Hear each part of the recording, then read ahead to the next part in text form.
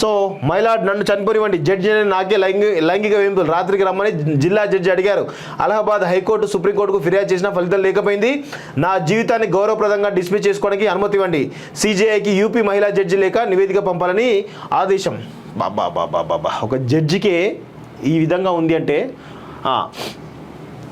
ఎవరికైనా అన్యాయం జరిగితే న్యాయం కోసం కోర్టును ఆశ్రయిస్తారు. కానీ సాక్షాత్తు మహిళా జడ్జికే లైంగిక వేధింపులు ఎదురైతే ఆ రాష్ట్ర అత్యున్నత న్యాయస్థానం సైతం ఆమె మొర వినకపోతే, సుప్రీంకోర్టులో ఆమెకు న్యాయం జరగకపోతే యూపీకి చెందిన ఒక మహిళా జడ్జికి ఇలాంటి అనుభవమే ఎదురైంది. దీంతో గౌరవప్రదంగా చనిపోవడానికి అనుమతి ఇవ్వాలంటూ ఆ మహిళా న్యాయాధికారి సుప్రీంకోర్టు ప్రధాన న్యాయమూర్తి జస్టిస్ చంద్రచూడ్కు లేఖ రాశారు. వెంటనే స్పందించిన ఆయన దీనిపై నివేదిక ఇవ్వాలని ఆదేశాలు జారీ చేశారు. యూపీకి చెందిన ఆ మహిళా జడ్జి తాను ఎంతో ఉత్సుకతతో ప్రజలకు న్యాయం చేయగల నమ్మకంతో జ్యుడిషియల్ సర్వీసులోకి ప్రవేశించారని, కానీ తానే న్యాయం కోసం ఒక యాచకురాలిగా ప్రతి తలుపు తట్టాల్సిన రోజు వస్తుందన్న విషయం అప్పుడు తెలియదని ఆవేదన వెలుగుచ్చారు. ఈ వృత్తిలోకి ప్రవేశించిన కొద్ది సమయంలోనే బహిరంగ కోర్టులోనే డయాస్ మీదనే వేధింపులకు గురయ్యే అరుదైన గౌరవం తనకు దక్కిందని ఆక్రోశించారు. ఒక జిల్లా జడ్జి ఆయన సహచరులు తనను లైంగికంగా వేధించారని, రాత్రికి ఆ జడ్జిని కలవాలని చెప్పారని పేర్కొన్నారు. నన్ను వారి తీరుపై అలహాబాద్ హైకోర్టు సీజేకు 2022లోనే ఫిర్యాదు చేసిన ఉపయోగం లేకపోయిందన్నారు. ఈ ఏడాది జూలైలో హైకోర్టులోని అంతర్గత ఫిర్యాదుల కమిటీకి కూడా ఫిర్యాదు చేస్తే విచారణ ప్రారంభించడానికి 6 నెలల సమయం పట్టిందని, అది దాదాపు 1000 ఈమెయిల్స్ పంపాకే ప్రారంభమైందని ఆ మహిళా న్యాయాధికారి తన లేఖలో రాశారు.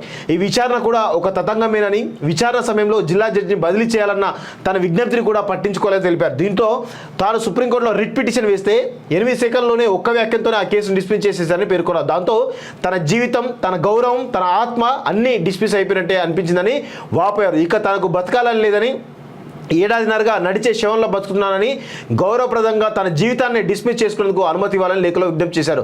జస్టిస్ చంద్రచూడ్ లేఖ అందుకున్న వెంటనే స్పందించారు. ఆమె చేసిన ఫిర్యాదుపై విచారణ ఎంతవరకు వచ్చింది, నివేదిక ఇవ్వాలని అలహాబాద్ హైకోర్టు రిజిస్ట్రార్ జనరల్కు ఆదేశాలు జారీ చేశారు. కాగా ఆ మహిళా జడ్జి డిసెంబర్ 4వ తేదీన సుప్రీంకోర్టులో రిట్ పిటిషన్ వేయగా 13న ఆ పిటిషన్ జస్టిస్ హృషికేశ్ రాయ్ నేతృత్వంలో ధర్మాసనం ముందుకు వచ్చినట్టు సమాచారం అట.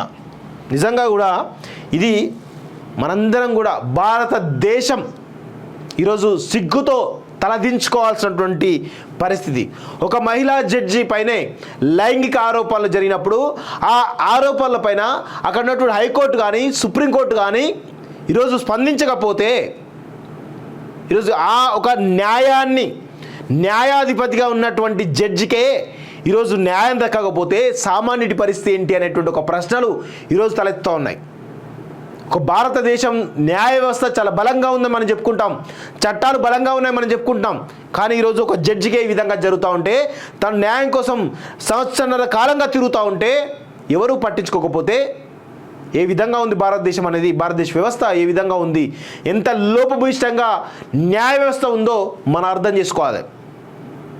నిజంగా కూడా ఈరోజు న్యాయ వ్యవస్థ పైన అందరికీ, అంటే ప్రభుత్వం కానీ వ్యవస్థలు కానీ, ఏవైతే ఈ ప్రభుత్వ రంగ వ్యవస్థలు కానీ తప్పులు చేస్తే చివరికి న్యాయస్థానాలు ఉన్నాయి, న్యాయస్థానాల్లో మనకు న్యాయం జరుగుతున్నటువంటి ఒక నమ్మకం బలంగా ఉండే అందరికీ.